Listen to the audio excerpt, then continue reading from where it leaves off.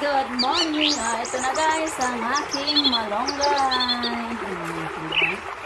Malonggay. Ito na siya guys. Soon mamumunga na ang aking mga sitaw.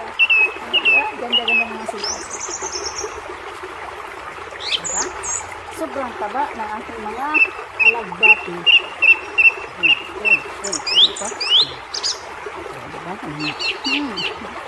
Ito guys, hindi naman hindi natutuwa. Dami kasi ba nag-iwan ka ba?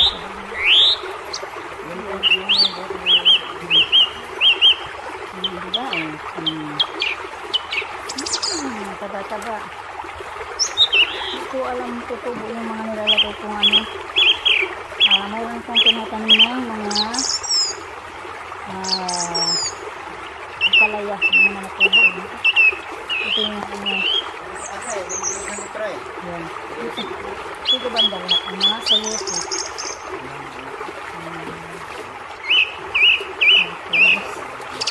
Ito banda yung mga pipino.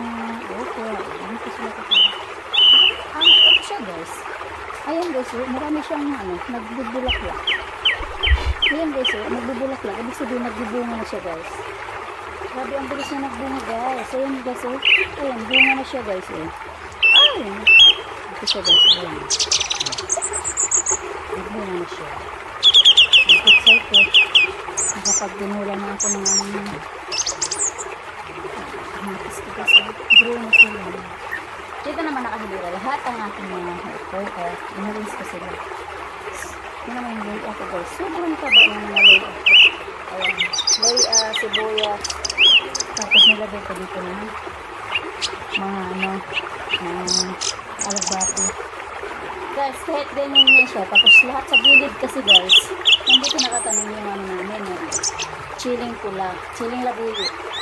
Kaya dubli siya. Sa taas yung kamatis. Sa baba naman, buhay na buhay yung ano. Nagbigay sa akin ng ganito guys. Ano na, mga pinaghilibisan ng kahoy. Yung sa bansihan. Ganyan lang guys. Happy lang. Nag-grow na talaga sila. Malapit na ako makakain ng gulay guys. Diba? Happy! Happy, happy! Diyan lahat ang pipino.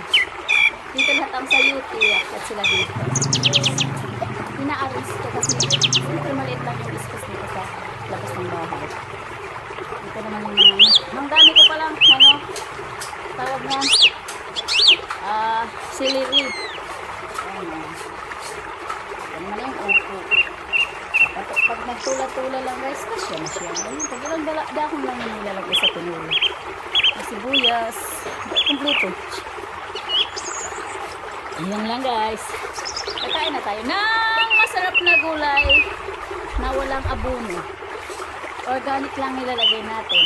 Diba? Ito lang, Sarah.